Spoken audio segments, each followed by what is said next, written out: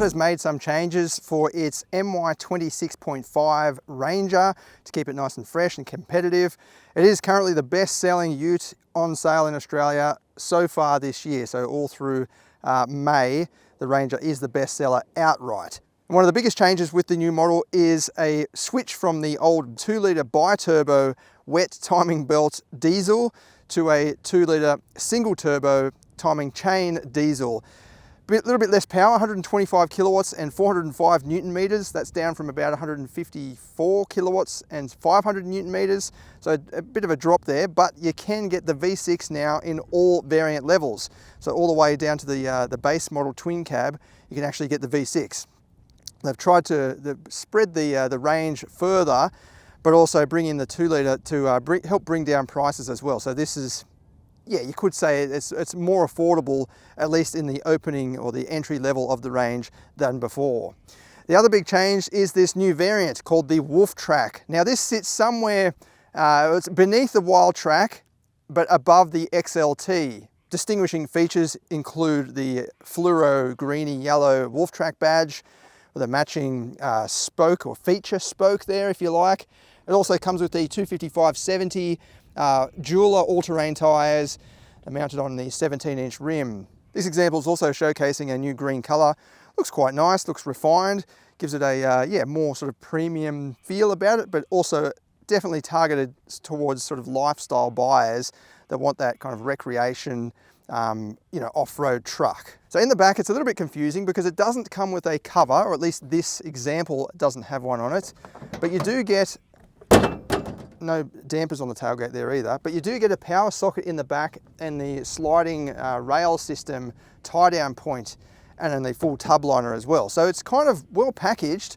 Just be nice if it came with a roller shutter or some sort of tonneau cover over the back. This example's also got the carryover 3-litre turbo diesel V6, 184 kilowatts, 600 newton meters, paired to a 10-speed automatic transmission with a 4A driving mode, so you can drive this on dry tarmac with 4-wheel drive. You've also got 4H, 2H and 4L low range. For this video, I'm at Yuyang's Proving Ground. This is Ford's official proving ground, so where a lot of the Ford Falcons were originally developed. It's got some history, this place, and it's massive. Like, it goes way over past those trees there. Then there's a high-speed bowl over the back there. All the way down there, you can see past the kangaroos jumping around. Like, it is absolutely mega, the size of this place. It's about 2,400 or 2,300 acres. So really, really big. You've got all sorts of surfaces you can play around with and test the vehicle. I've got this little section here. We can go for a drive. I'll do a 0 to 100 down here because why not? I mean, I've tested the V6 before in the Ranger, but we might as well do the Wolftrak. Almost forgot there. There's Storm Track of the PHEV, and then there's Wildtrak. This is the Wolftrak. But yeah, we'll do a 0 to 100 down here. We've got some dirt roads and some bumps and so on. We can have a test to see how the suspension is. But yeah, this is not as sort of hardcore as the Tremor, which comes with the Bilstein suspension and all that. It's not as premium as the Wildtrak. It kind of, yeah, you could say it's a rival to the D-Max X-Rider, where it's based on a kind of lower spec variant, but it does come with extra features like the all-terrain tyres, the cargo features, and the sports bar and the power socket in the back. And then inside you've got some Wolftrak seats with sort of green tinge there. You might not be able to see it on camera, but basically the top half there is green, as well as the headrests, two-tone with black. All variants also come with the full-size 12-inch screen now. So before, the entry variants had a 10-inch screen. It kind of looked the same when you turn it off, but the border was just a bit thicker, and it was 10 inches in size. But here you can see this is plastic like the XLT, whereas upper spec variants like the Platinum and all of that, this is kind of a leather or leatherette trim. You do have the little pouch on the side there, a little shelf for your phone. It does have a wireless phone charger as well, cup holders, and then all your drive modes down there. And in the back, we've got a Australian outlet plug, 230 volts, 400 watts, and has USB-C and A ports, twin climate vents, cup holders, and a flip-down armrest. As I said, it kind of sits in a, well, not an unusual spot in the range. It's just sort of, yeah, strategically placed in the range. So it's kind of premium, kind of sporty, but also capable for off-road. And then it's got a bit of atmosphere, a bit of character inside. Room in the back is pretty good. The Ranger is not the biggest ute in this class anymore now that the Photon and MG U9 have come out, but I think this is definitely big enough for a family. Like, my knees are nowhere near the back of the seat there.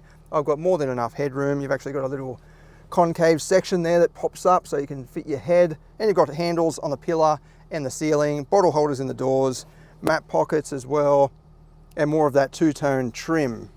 All right, let's take it for a drive and see how it goes, see how it behaves out here on the proving ground. We did do some off-roading here earlier on, but it was kind of in controlled conditions with a driving instructor next to us because we're in a bit more of a sensitive area of the proving ground.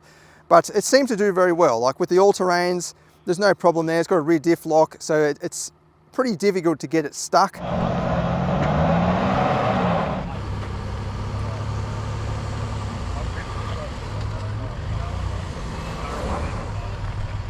It seems to go very well off-road, as they always have. These come with a rear diff lock. You've got the various driving modes to choose from as well, and that kind of off-road cruise control. So you just set the speed and away it goes. It will manage the traction and so on all for you. So very sure-footed, very controlled, and very capable. All right, first things first, let's do a 0 to 100. I've got the V-Box on the outside of the car there, all programmed in. We'll just leave it in 2H. You could put it in 4H to get a bit more grip, but I don't think we'll be struggling anyway.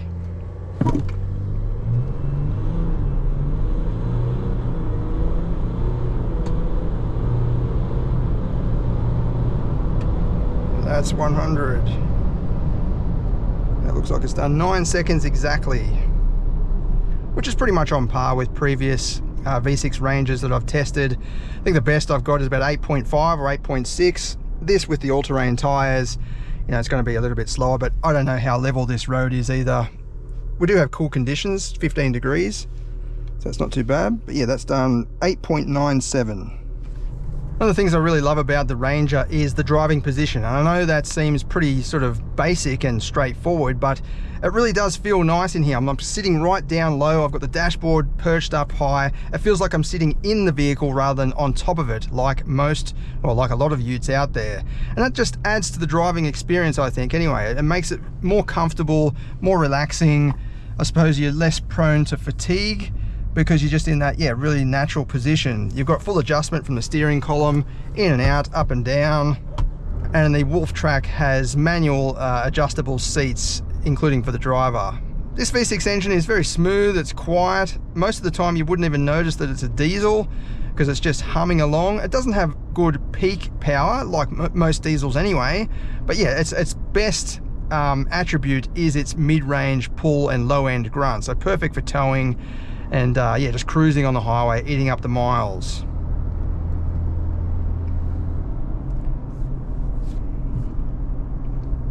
Obviously with the all-terrains you've got a bit of road raw happening, but if you don't do any off-roading then you could technically fit, I guess, less aggressive all-terrains on it if you wanted to. But yeah, if you're doing a lot of off-roading or some off-roading, then the all-terrains are going to be a no-brainer. Just give you that extra grip, extra traction. So we'll go down here. There's a bit of a dirt road.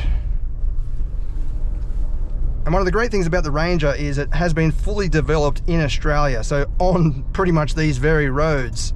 So when you're driving along, it just seems at home. It doesn't rattle and shake about.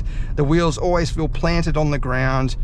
It feels natural, in other words. Like there's a lot of utes I've driven on the road, they're either too stiff, on the dirt, or they're too stiff and rattly, or just too soft, so they end up, bottoming out or almost bottoming out, bouncing on the front end.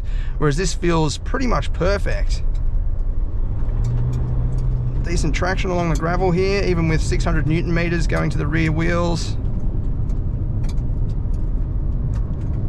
Yeah, so this is good. It's not bouncing me around, it's not shuddering, there's no cabin rattles or anything like that. It feels good. Got some bumps here, let's see how we go. The key rattling around. Yeah, even through there, it doesn't continue to bounce. It resolves itself very quickly, but at the same time it's not super stiff. So usually when the suspension resolves itself really quick, it means it's very, very stiff. This is not like that. It actually walks that perfect balance, I think, for this type of vehicle. And as I've said before, sorry if that sun's right on the camera lens, it also offers good handling. Like the front end doesn't lean over, It just feels braced and sturdy, but not, again, not too stiff and rigid. On here we've got some speed bumps. Let's just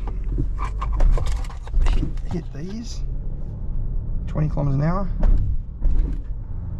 That's good. It's not shaking and you know, crashing about. It's just absorbing the bumps with a sort of rubbery sturdiness. Here we've got some like reflectors. This would, you know, in some utes send crashes throughout the cabin. Even at 60 kilometers an hour, feels pretty good. I mean, it does have the all-terrain tires, which would absorb a bit of the impacts as well. But yeah, you can just tell that this is designed or has been developed in Australian conditions. Go down the other side here, we've got, you know, different types of tarmac and connections and patchwork and so on. And again, it's refined driving along for a dual cab 4x4 ute. Prices for the Wolftrak start from around $73,990 excluding on-road costs, which is a decent medium, I think, for the amount of kit you're getting. Considering, you know, you might not get the sort of leather luxuries and so on, but you are getting the all-terrain tires, the kit in the cargo area.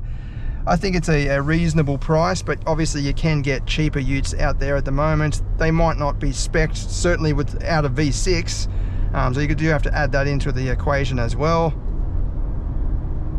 But yeah, it still is at the sort of pricey end of the range. So even with the all-terrain tires, let's just test out the stability. Yeah, it feels good. It's not slopping all over the place, and even, yeah, with those all-terrains, it's not, you know, premature squealing or anything like that. It still feels quite neutral and balanced. All right, I think I'm running out of time. I've got to get out of here before the security closes up all the fences. I'll put more information in the written review linked in the description of this video. I just realized I think I did the 0 to 100 test with the aircon running. So usually I turn it off every time I test the vehicle, but I kind of was rushing to get it all done. We've got to get out of here with the place closing up. But yeah, you could expect slightly quicker results with the aircon off.